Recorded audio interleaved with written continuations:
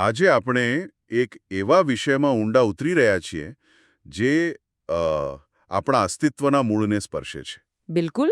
આપણી પાસે એક એવું લખાણ છે જે ઈશ્વર, સમય અને વાસ્તવિકતાના સ્વરૂપ વિશે કેટલાક ખૂબ મોટા દાવાઓ કરે છે. હા, અને તે ખૂબ જ ઉશ્કેરણીજનક પણ છે.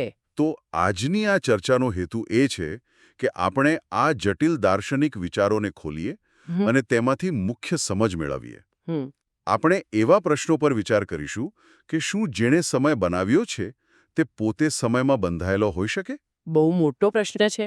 અને આપણી વાસ્તવિકતાનો આધાર શું છે? જો એ આધાર જ ન હોય તો શું થાય? ચાલો આ ગહન ચર્ચા શરૂ કરીએ. બિલકુલ.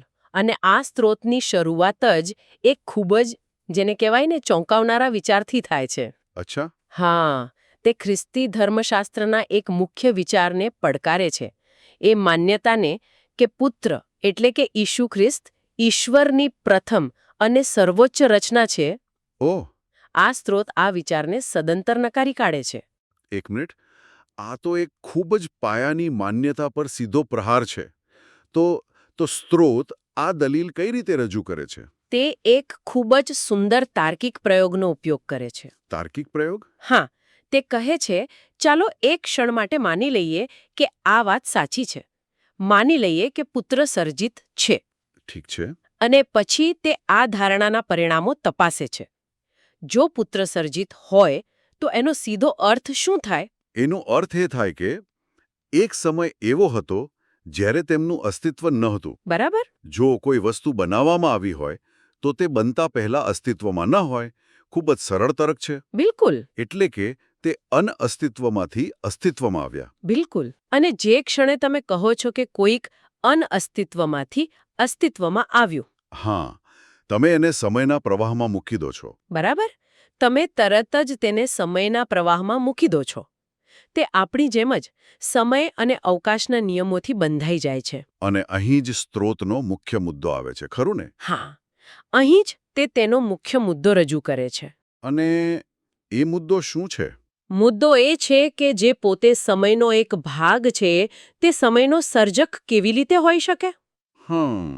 જો તમે ટ્રેનની અંદર મુસાફરી કરી રહ્યા હો તો તમે એ ટ્રેનના એન્જિનિયર ન હોઈ શકો જેણે ટ્રેન બનાવી અને તેને ચલાવી રહ્યો છે. સાચી વાત છે. આ તર્ક મુજબ જો પુત્ર સમયમાં બંધાયેલા હોય તો તે સર્જનહાર નથી પણ એક સર્જિત જીવ છે. ઈશ્વર નહીં, પણ ઈશ્વરની રચના. બરાબર? તો આ તો થઈ તર્કની વાત.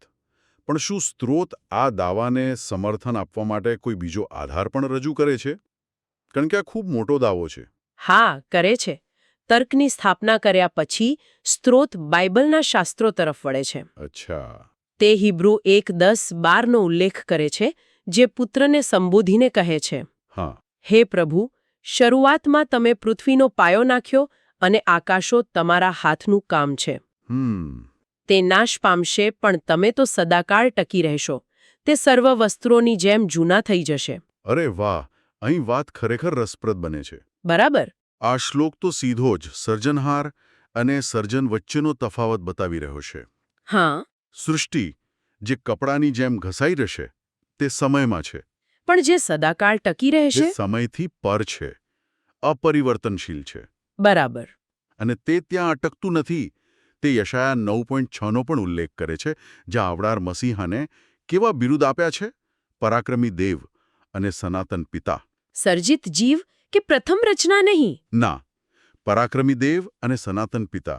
આ શબ્દો સીધા જ તેમના શાશ્વત અને દૈવી સ્વભાવ તરફ ઇશારો કરે છે. આ પાયાની સમજ આખા વિશ્લેષણ માટે ખૂબ જ મહત્વપૂર્ણ છે. બિલકુલ. તો ઠીક છે, આપણે સ્થાપિત કર્યું કે સ્ત્રોત મુજબ પુત્ર સર્જિત નથી પણ શાશ્વત સર્જનહાર છે. પણ આનો આપણા માટે, એટલે કે જેઓ સમયમાં જીવીએ છીએ, તેમના માટે શું અર્થ છે? આ દલીલ આપણને ઈશ્વર અને સૃષ્ટિ વચ્ચેના સૌથી મોટા તફાવત તરફ દોરી જાય છે અને એ તફાવત છે સમય. સમય. હા. સ્ત્રોત મુજબ ઈશ્વર સમય અને અવકાશની બહાર અસ્તિત્વ ધરાવે છે. તેમના માટે ભૂતકાળ, વર્તમાન અને ભવિષ્ય એ અલગ અલગ ક્ષણો નથી. તો પછી શું છે? એ બધું એક સાથે એક જ સમયે હમણાં છે. આ ખ્યાલ સમજવો ખૂબ જ અઘરો છે. આને સમજાવવા માટે કોઈ ઉપમા છે? હા. એક રીતે જોઈએ તો ઈશ્વર જાણે કોઈ નવલકથાના લેખક જેવા છે. લેખક. હા, લેખક વાર્તાના સમયથી સંપૂર્ણપણે બહાર હોય છે, બરાબર ને? બરાબર. તે પાના નંબર 1, પાના નંબર 50 અને છેલ્લા પાના પર શું થાય છે તે એક સાથે જાણે છે, જોઈ શકે છે. જ્યારે આપણે તે નવલકથાના પાત્રો તરીકે ફક્ત પાને પાને જ આગળ વધી શકીએ છીએ. આપણે ફક્ત વર્તમાન ક્ષણને જ અનુભવી શકીએ છીએ. અને સ્ત્રોત કંઈક આવું જ કહેવા માંગે છે. બરાબર. ઈશ્વર સમગ્ર વાર્તાને બહારથી જુએ છે, જ્યારે આપણે વાર્તાની અંદર જીવીએ છીએ. આ ઉપમા ખરેખર મદદરૂપ છે. તો આનો અર્થ એ થયો કે આપણું અસ્તિત્વ ઈશ્વરના અસ્તિત્વથી મૂળભૂત રીતે અલગ છે? બિલકુલ. અને આ આપણને અસ્તિત્વના ખરા અર્થ પર વિચાર કરવા મજબૂર કરે છે. કઈ રીતે? સ્ત્રોત કહે છે કે ફક્ત ઈશ્વર જ સાચા અર્થમાં અસ્તિત્વ ધરાવે છે, કારણ કે તેમનું અસ્તિત્વ સ્વયંભૂ છે. તે કોઈના પર નિર્ભર નથી. અને આપણે બીજી બાજુ આપણા જેવા સર્જિત જીવોને અનસ્તિત્વમાંથી અસ્તિત્વમાં બોલાવવામાં આવ્યા છે. એક મિનિટ, અનસ્તિત્વમાંથી અસ્તિત્વમાં બોલાવવામાં આવ્યા. આનો વ્યવહારિક અર્થ શું થાય? શું એનો મતલબ એ છે કે આપણું હોવું કે ન હોવું એ સંપૂર્ણપણે કોઈ બીજા પર નિર્ભર છે? હા. આપણી પોતાની કોઈ સત્તા નથી. સ્ત્રોતનો કહેવાનો અર્થ બરાબર એ જ છે. આપણું અસ્તિત્વ શરતી છે. તે ઈશ્વરની ઈચ્છા અને શક્તિ પર સંપૂર્ણપણે નિર્ભર છે. અને આ વિચારમાંથી સ્ત્રોત તેની સૌથી ગંભીર અને કદાચ સૌથી વિવાદાસ્પદ દલીલ રજૂ કરે છે. અને તે કઈ છે? તે દલીલ કરે છે કે જો ઈશ્વરનું અસ્તિત્વ કોઈક રીતે સમાપ્ત થઈ શકે, જો તે શાશ્વત ન હોય, તો સમગ્ર સૃષ્ટિ, આખું બ્રહ્માંડ એક જૂઠાણું કે અસત્યમાં ફેરવાઈ જશે. પણ આ દલીલ થોડી ગોળ નથી લાગતી કે ઈશ્વર શાશ્વત છે, કારણ કે જો તે ન હોય તો કશું સાચું ન હોઈ શકે? આ એક ખૂબ સારો પ્રશ્ન છે. આ તો આપણે માની લીધું એવું થયું? ના, સ્ત્રોત આને પુરાવા તરીકે નહીં, પણ તાર્કિક પરિણામ તરીકે રજૂ કરે છે. અચ્છા. તે કહે છે કે વાસ્તવિકતાનો કોઈ આધાર હોવો જોઈએ. જો કોઈ ઇમારતનો પાયો જ રેતીનો બનેલો હોય, તો ઇમારત સાચી રીતે ઊભી રહી શકે નહીં, ખરું ને? ના, બિલકુલ નહીં. તે એક ભ્રમણા છે જે ગમે ત્યારે તૂટી શકે છે. તેવી જ રીતે જો સમગ્ર અસ્તિત્વનો પાયો, એટલે કે સર્જનહાર, પોતે જ ક્ષણિક અને અનિશ્ચિત હોય, તો તેના પર બનેલી વાસ્તવિકતા સાચી કઈ રીતે હોઈ શકે? બરાબર. એટલે કે આપણી વાસ્તવિકતાનું આખું માળખું ઈશ્વરના શાશ્વત હોવા પર ટકેલું છે. આ એક ખૂબ જ મોટો દાવો છે. આપણું અસ્તિત્વ પણ શરતી છે. જો ઈશ્વર ન હોય તો આપણે પણ નથી. આ વિચાર જ થોડો ડરામણો છે. તે ખરેખર મનને જગઝોરી નાખે તેવો વિચાર છે. અને તે આપણને આપણી પોતાની સમજની મર્યાદાઓ પર લાવીને મૂકી દે છે. હા, કારણ કે આપણે જે પણ વિચારીએ છીએ તે સમય અને અવકાશના માળખામાં જ વિચારીએ છીએ. કંઈ જ નથી શકતા. બરાબર. આપણી ઓપરેટિંગ સિસ્ટમ જ સમય અવકાશ પર આધારિત છે. આપણે તેના વગર વિચારી જ શકતા નથી. સાચી વાત. પરંતુ સ્ત્રોત અહીં એક આશાનું કિરણ બતાવે છે. તે કહે છે કે આપણી મર્યાદાઓ હોવા છતાં ઈશ્વર પોતાને એ રીતે પ્રગટ કરે છે જે આપણે સમજી શકીએ. એટલે અનંત સીમિત સાથે વાતચીત કરવાનો માર્ગ શોધે છે. હા, અને તે પ્રકટીકરણ ખૂબ જ વિશિષ્ટ છે. આપણા સમય અવકાશમાં ઈશ્વર પોતાને જૂઠાણા, અંધકાર કે નફરત જેવા નકારાત્મક ખ્યાલો તરીકે પ્રગટ નથી કરતા. તો કઈ રીતે પ્રગટ કરે છે? એના બદલે તે સત્ય, પ્રકાશ અને પ્રેમ જેવા હકારાત્મક, જીવનદાયક ગુણો તરીકે પોતાને પ્રગટ કરે છે. અને સ્ત્રોત મુજબ ઈસુ આ બધા ગુણોનું મૂર્ત સ્વરૂપ છે. બરાબર. તે સત્ય, પ્રેમ, પ્રકાશ અને જીવન પોતે છે. તો આ એક સેતુ છે. હા, એક સેતુ છે જેના દ્વારા અનંત ઈશ્વર આપણા જેવા સીમિત મનુષ્યો સાથે સંબંધ બાંધે છે. આ એક અનુવાદ જેવું છે. અનુવાદ. હા.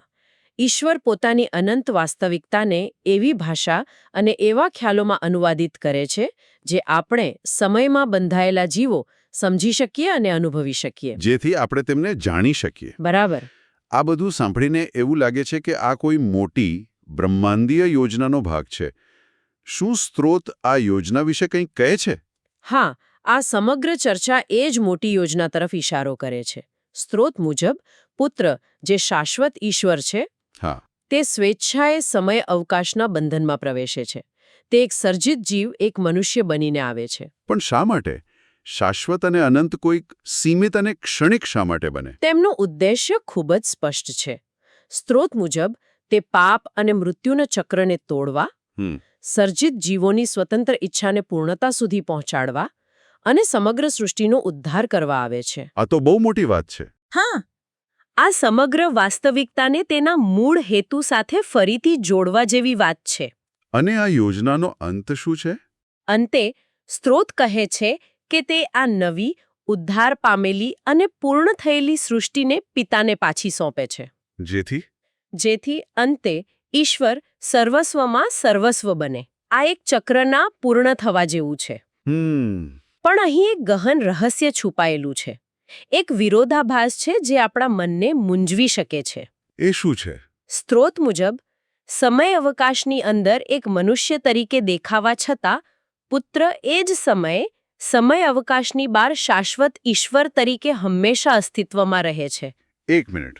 તે એક જ સમયે બંને વાસ્તવિકતાઓમાં જીવે છે. પણ આ કેવી રીતે શક્ય છે? આ તો તર્કની વિરુદ્ધ વાત લાગે છે. કોઈ એક જ સમયે મર્યાદિત અને અમર્યાદિત કેવી રીતે હોઈ શકે? સ્ત્રોત આનો સીધો જવાબ નથી આપતો. તે સ્વીકારે છે કે આ વિરોધાભાસ માનવ બુદ્ધિ અને તર્કની સમજની બહાર છે.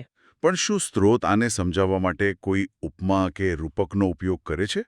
કારણ કે સમજની બહાર છે એમ કહી દેવું એ તો થોડું સરળ છે એમ ને? હા, એ તો ચર્ચાને ત્યાં જ બંધ કરી દેવા જેવું થયું. તમારો મુદ્દો સાચો છે. સ્ત્રોત કોઈ સીધી ઉપમા નથી આપતો, પરંતુ તે ઇશારો કરે છે કે આ સમજનો નહીં પણ વિશ્વાસનો વિષય છે. અચ્છા. તે કહે છે કે આપણું મન જે સમય અને અવકાશના નિયમોથી બંધાયેલું છે તે આ દ્વૈતને સંપૂર્ણપણે સમજી શકતું નથી. એમ સમજો કે દ્વિપરિમાણીય પાત્ર ત્રિપરિમાણીય વાસ્તવિકતાને ન સમજી શકે. બરાબર. એક કાગળ પરનું ચિત્ર ઊંડાઈને સમજી ન શકે. બસ એના જેવું જ. આપણે પણ આ ઉચ્ચ વાસ્તવિકતાને આપણા મર્યાદિત તર્કથી માપી શકતા નથી. ઠીક છે. તો ચાલો આપણે આજના આ ગહન વિશ્લેષણના મુખ્ય મુદ્દાઓનો સારાંશ કાઢીએ. હા, જરૂર. મને લાગે છે કે પહેલો અને સૌથી મહત્વનો મુદ્દો એ છે કે ઈશ્વરનો શાશ્વત અને અપરિવર્તનશીલ સ્વભાવ એ સર્વ વાસ્તવિકતાનો પાયો છે. બિલકુલ. જો એ પાયો જ સ્થિર ન હોય તો આખી ઇમારત એટલે કે આપણું અસ્તિત્વ એક ભ્રમણા માત્ર છે. બરાબર.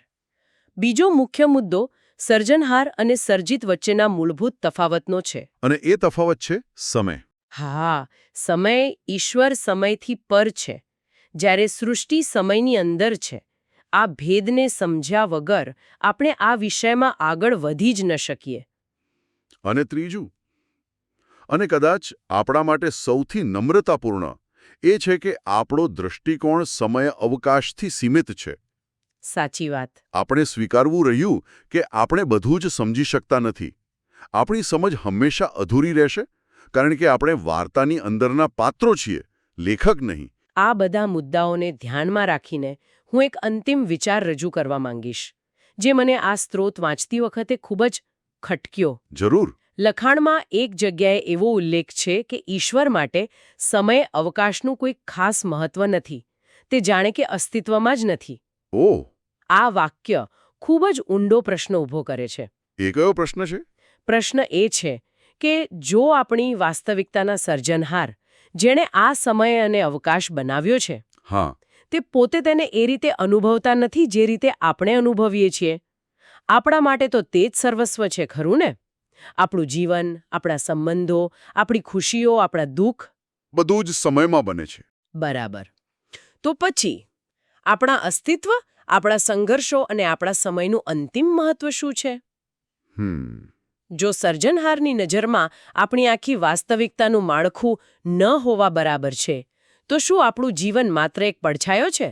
આ એક એવો પ્રશ્ન છે જેનો જવાબ આ સ્ત્રોત આપતો નથી, પણ તે આપણને વધુ ચિંતન માટે પ્રેરણા આપે છે.